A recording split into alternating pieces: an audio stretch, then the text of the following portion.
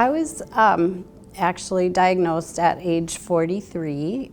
It was a time where they were just changing the guidelines for mammogram screening for women. I didn't have any family history. I had no risk factors. I had no symptoms or anything, but there it was. That was back in 2001. Now Joni Riefenberger has been cancer-free for nearly 22 years.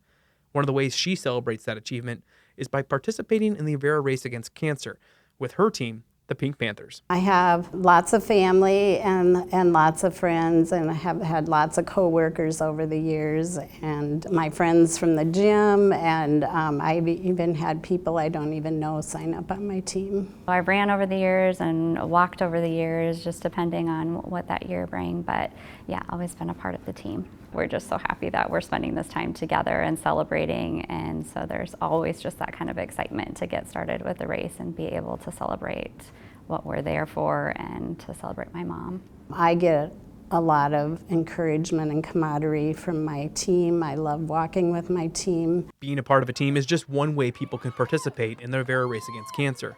On any given year, we see anywhere between 125 to 200 teams sign up.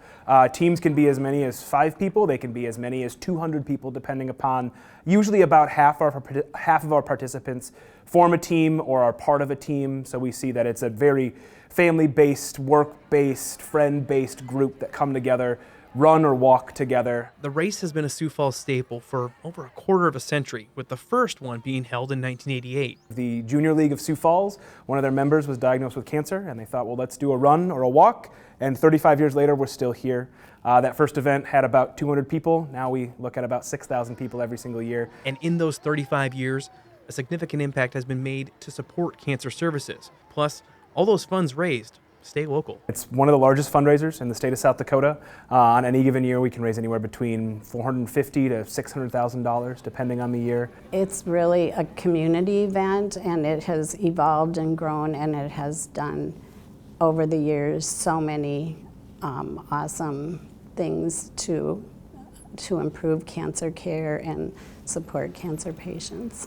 Not only is Race Day meant for running and walking, it's filled with many emotions and even celebrations. We do this because of our survivors and because of anybody that's been diagnosed with cancer, and we're glad to celebrate them, and we're glad to see those tears of joy and those tears of even sadness, because we're all in this together, and the Avera Race morning proves how important it is to come together and celebrate those we've lost and those we still have. A special event that can mean even more when you do it with those who support you the most.